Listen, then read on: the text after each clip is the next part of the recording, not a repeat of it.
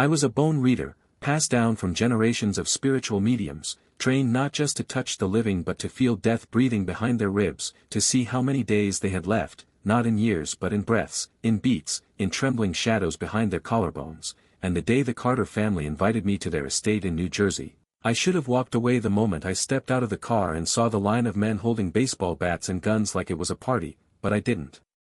Because back then I still thought truth mattered more than power. So when I pressed my fingers against Richard Carter's sternum and told his younger brother Jason, the current head of the infamous Carter crime family, that his brother had less than 3 days to live, I didn't think that honesty would be paid for with blood. The very next second my tongue was sliced, sewn shut with medical thread, and Jason Carter laughed as he told me, "If you don't want your mouth, Claire, I'll make sure no one ever hears it again." And they ripped my clothes off in front of everyone, pressed burning cigarettes into my chest, shattered each vertebra in my spine like they were cracking crab legs at a summer barbecue, all while Jason sneered, "My brother has a cold and you dare curse the Carter family." "Oh, sweetie, you just earned yourself a VIP ticket to hell," I cried, tried to scream through the stitched lips, but all that came out were choked sobs, and they threw me into a pit full of live snakes, their scales slithering over my torn skin, their fangs sinking into my ankles, and Jason stood above the pit, smirking, "Since you're so good at predicting death, tell me, how will you die today?"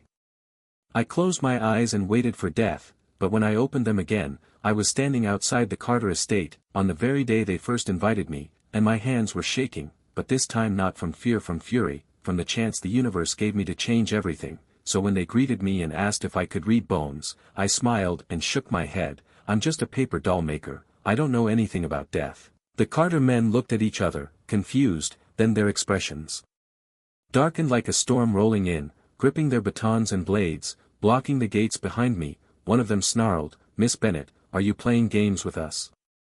What, the Carter family's not good enough for your talents?" I took a step back, heart pounding, but before I could say more, a silky laugh cut through the air like poison, and out walked Vanessa Blake, swinging her hips and twirling her blonde curls like she was a goddamn pageant queen. "Oh come on, boys, Claire didn't mean it," she said sweetly, "she's just trying to hide the fact that she doesn't actually have this bone-reading gift." She leaned close, her perfume suffocating, her eyes narrowing.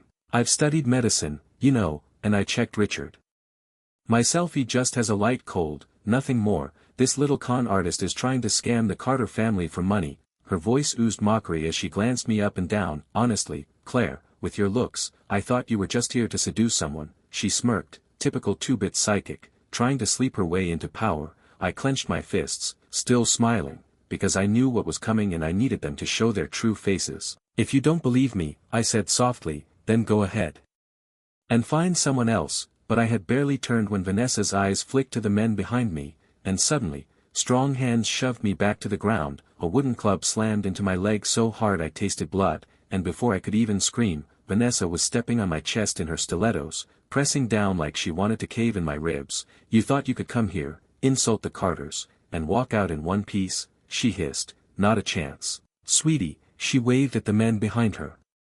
"Strip her," she ordered casually. "I want her crawling out of here naked like the dirty little dog she is." I gasped, trying to crawl away, but they grabbed my wrists, my ankles, laughing like hyenas, yanking my clothes off piece by piece, their fingers groping, clawing, ripping. I kicked, bit, screamed, but it only made them more excited, more violent. Their faces twisted with lust and cruelty while Vanessa watched like a queen sipping wine at a gladiator match, and I thought, fine, let them dig their graves with their own hands, because 3 days ago, I tried to save them, but now I won't lift a finger, not even when death knocks on their door. I'll just smile and watch.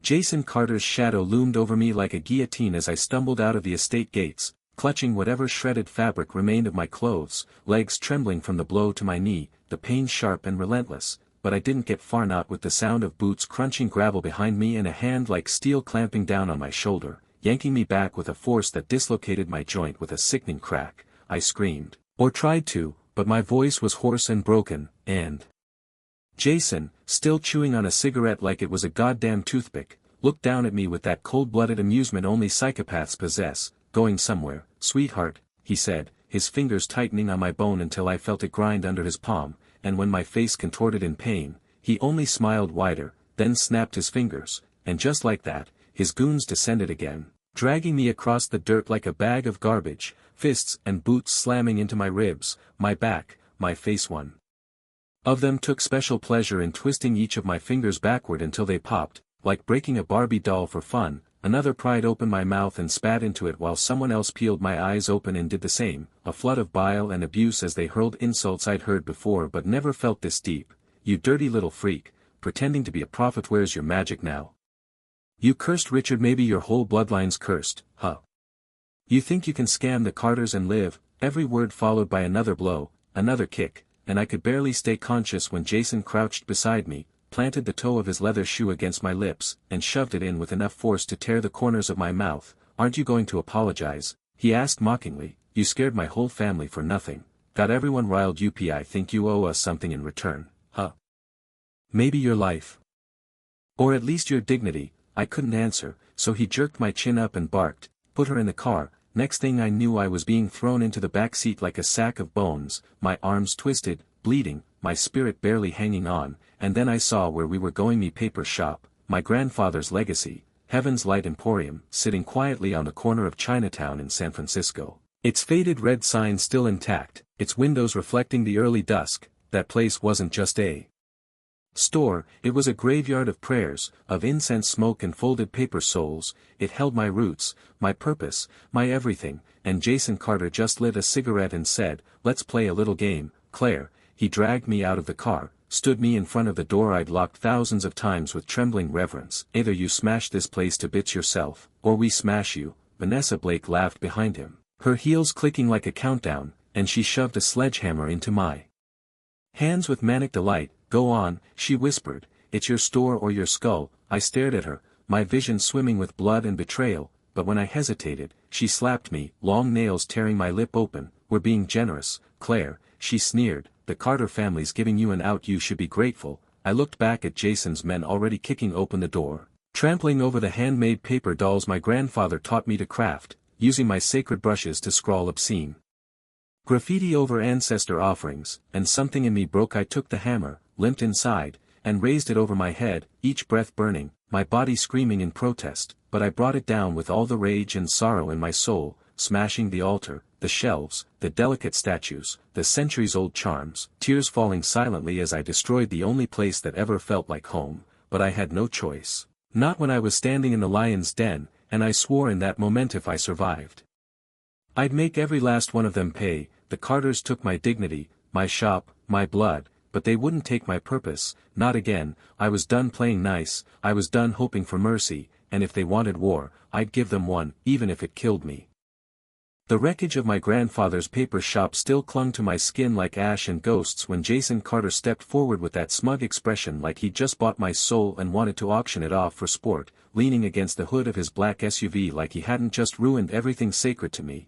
And behind him Vanessa Blake clung to his arm like a discount Bond girl, twirling her fingers through his jacket collar and smiling with fake sweetness. Still not satisfied, she cooed, lips curled with venom, Claire didn't cry enough for you.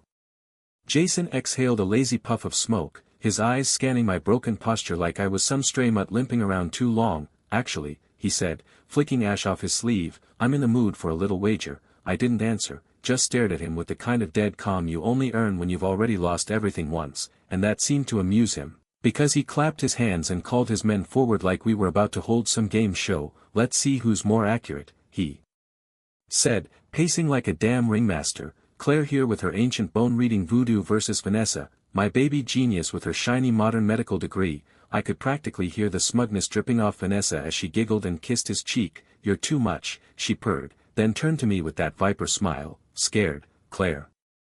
You should be mean. If your little party trick fails and I win, you get to stay here and entertain Jason's guys. She tilted her head, eyes sparkling with cruelty. All 99 of them. Laughter erupted around us like gunfire, the Carter's goons already whistling and jeering. Oh hell yeah, I get her first, one shouted. Her legs look real soft, think she can last a night, another added. And I felt bile rising in my throat but swallowed it down and stared straight at Jason, who didn't flinch, didn't blink, just watched me like he was waiting for me to beg or cry or collapse. But I didn't. I stood straighter, even if every inch of my body was screaming, and said, fine, my voice hoarse but steady, I'll take the challenge. Jason arched a brow. You sure? I nodded, but if I win, I want something different. Before he could speak, Vanessa let out a laugh so sharp it could cut steel. You? Making demands? She sneered. You think you're in a position to bargain? She walked up and slapped my face so hard my ears rang. You'll take what we give you, bitch, and I tasted blood but smiled through it. If I win, I said again, louder this time, I don't want money, I don't want your cars or your jewelry, I want a person. That silenced them for a second. Even Jason tilted his head in interest. You want who? I looked up and pointed back at the estate. The man I saved, the reporter, Ethan Ross. Gasps rippled through the crowd, and Vanessa's face twisted. You're joking, she hissed, that loser. He's nobody's burned. You could have had Jason and you pick him. Jason stared at me like I just spat on his shoes, his voice dipping cold. You really think you can win and walk out with him?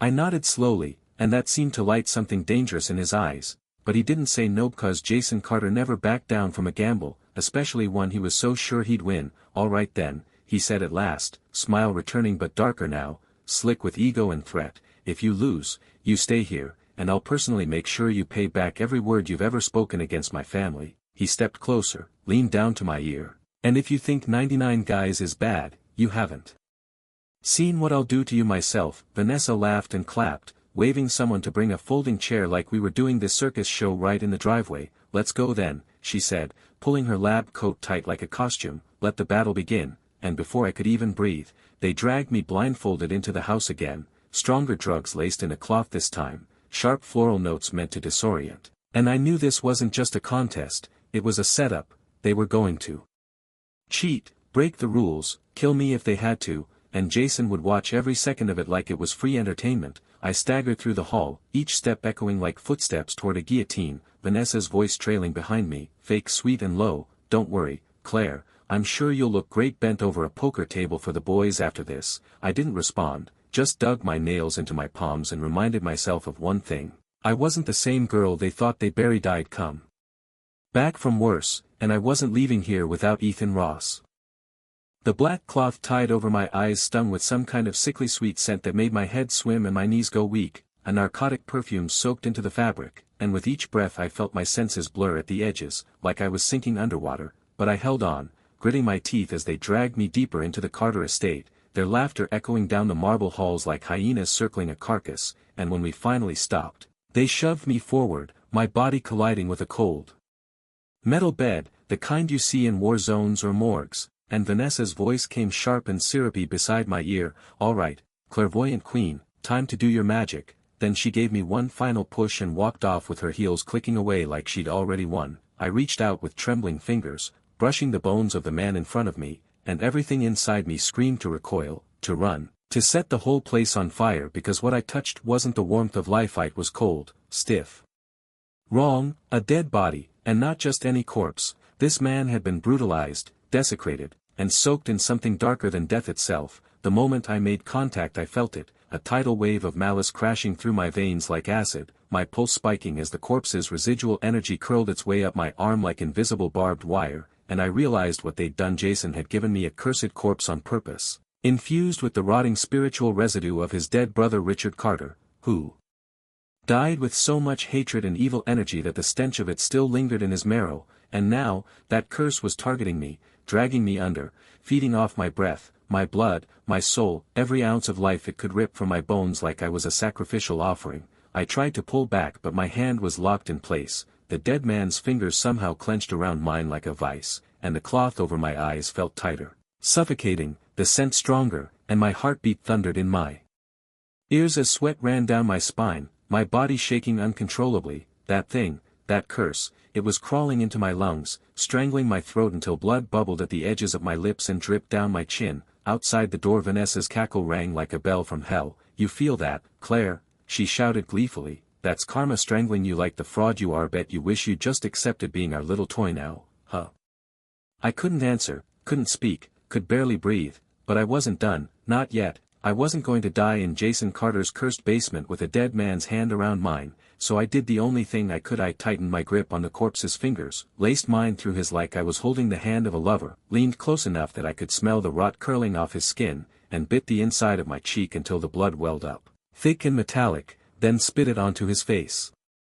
whispering the first line of the ancestral incantation my grandfather taught me when I was still too small to reach the altar. My blood, the blood of a true bone reader, wasn't just symbolic, it was a key, a weapon, a lifeline, a bridge between this world and the next, between life and death, and if this corpse still had any spark left, even one breath's worth of fate unspent, I could reach it, tether it, pull it back. And as I carved the sacred sigil along the man's sternum with my thumb, my body shook with the effort, the curse thrashing inside me like a cornered animal, trying to shred me from the inside out, and I heard the door open behind me, the carters flooding in, ready to laugh at my corpse-hugging humiliation, ready to record it for their private blackmail vault, but they didn't know what they were witnessing, not just some girl losing her mind in front of a dead man, but a miracle in progress. Because the moment I finished the last symbol and pressed my palm to his chest, the air snapped cold and still, like the room itself held its breath, and the corpse's grip tightened for a moment before slackening completely. His eyes fluttered open, not cursed, not possessed,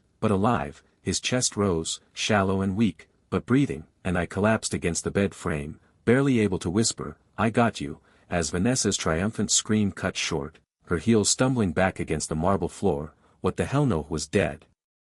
She shrieked, and I peeled off the blindfold just in time to see her face drain of color. "Ghost," she cried, tripping over herself and landing face first on the tile like karma finally decided to slap her across the mouth. The reporter on the bed blinked slowly, clearly confused, clearly weak, but clearly not dead, and I pushed off the bed frame with the last of my strength, turned to the room full of Carter goons frozen in disbelief, and said hoarsely, "Looks like I win." I didn't even feel the slap when it landed. Vanessa lunged and clawed at my face like a feral animal, screeching that I cheated, that it didn't count, that the man was never dead, all while trying to rip my clothes and drag me toward the grinning, drooling mob waiting behind her. But I'd had enough. I slammed my palm across her face so hard her head snapped sideways and screamed, "Look for yourselves," breathing. Her eyes darted to the bed, saw the man struggling to sit up, and for a split second the room fell into stunned silence before Vanessa shrieked again.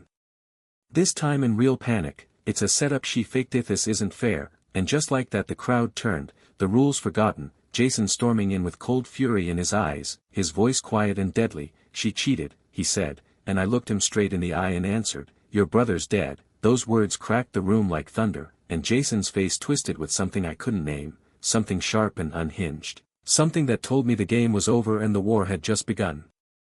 Jason Carter didn't move at first, didn't blink, didn't even breathe. It just stood there watching Ethan Ross, the man I pulled back from death's doorstep, sit upright in that hospital cot with a weak cough and the ghost of breath between his lips, and for one wild second I thought maybe, just maybe, Jason would honor the deal and let me walk out of this cursed place with Ethan at my side. But that's not how men like Jason work, because the next second, he tossed his cigarette to the floor, crushed it underfoot, and smiled that awful smile that always meant someone was about to bleed. "Well," he said calmly, "my brother just opened his eyes too," and the room froze, because everyone knew what he was implying wasn't acknowledging Ethan's revival, he was moving the goalpost, gaslighting the moment like a true sociopath. "So technically," Jason added, "this game's still ours." Behind me, Ethan tried to sit up, confused, weak, but Jason's men were already closing in, closing the walls with wolfish grins and gleaming eyes, and then Jason looked right at me and said, "Don't worry, sweetheart,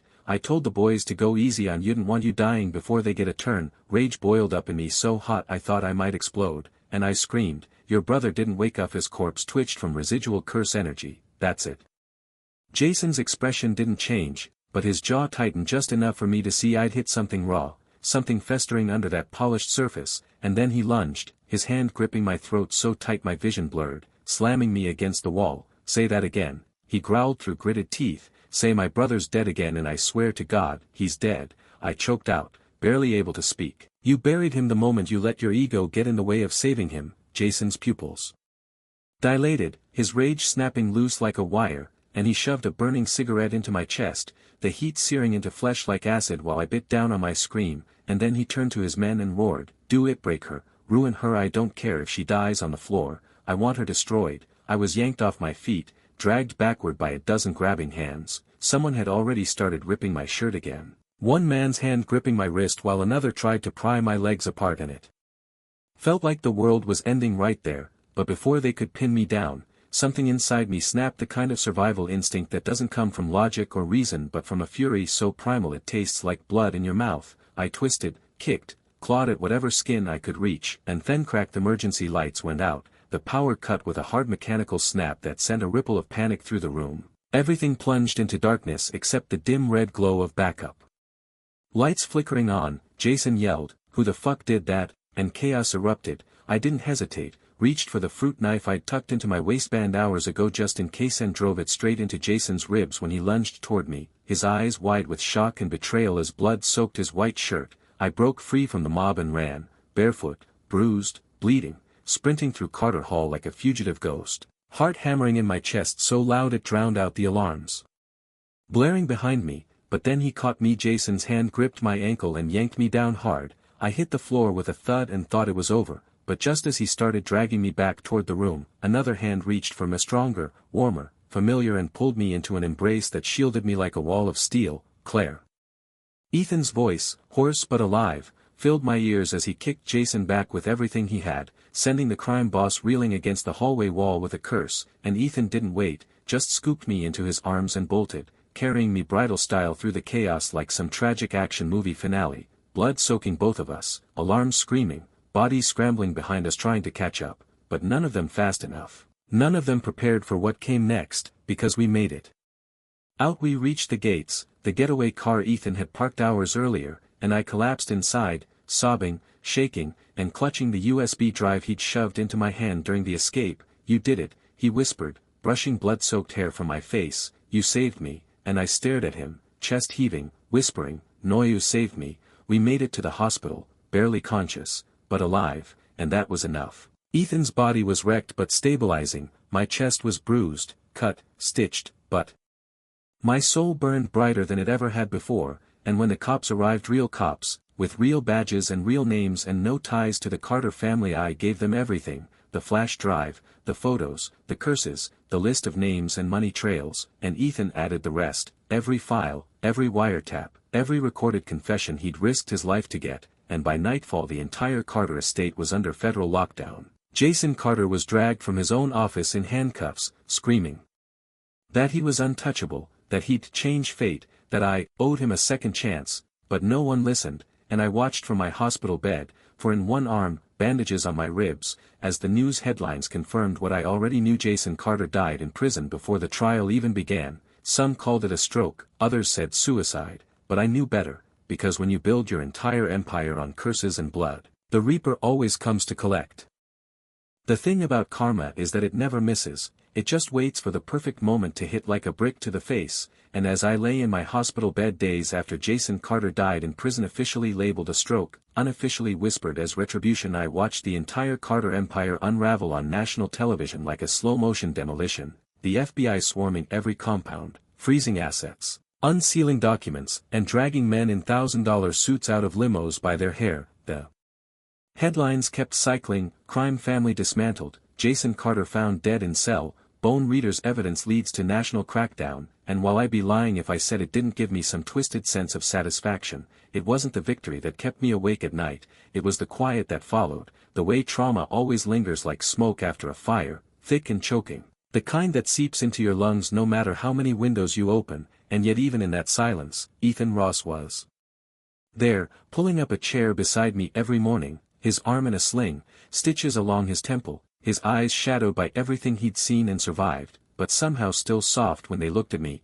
like he didn't care how many times I bled or screamed or cursed fate, like he saw through all of it and stayed anyway. "You know," he said one afternoon while peeling an orange he'd smuggled past the nurse, "you're the first person who didn't run away from me." I laughed, wincing from the bruised ribs. "I literally dragged you out of a death ritual." "Exactly," he said, deadpan, and we both laughed, the kind of exhausted laugh that comes from surviving the kind of things most people only read about on true crime forums. And for a while, things were quiet. We gave the authorities everything, cooperated with agents, testified behind mirrored glass with security guards stationed outside every door, and slowly, cautiously, started rebuilding what was left of ourselves. I didn't return to Heaven's Light Emporium, not at first, not while it still smelled like ash and betrayal, but I did start sketching again, new sigils, new rituals, reworking the old traditions with modern protections, because if there was one thing I learned through all this, it's that the past doesn't stay buried, it festers, rots, climbs back out of the dirt if you don't bind it properly, and I wasn't about to let that happen again, not on my watch. Vanessa Blake's story hit the tabloids a few weeks later.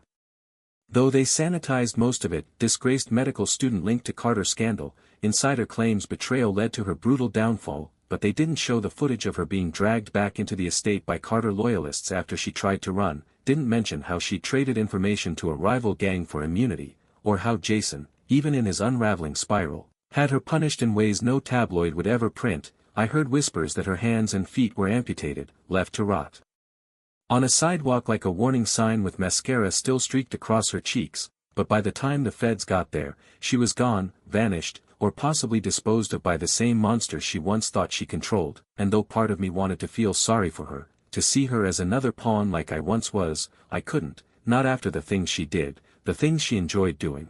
Her final words to Jason still echoing in my head: "Claire would rather die than choose you." Yeah, no sympathy.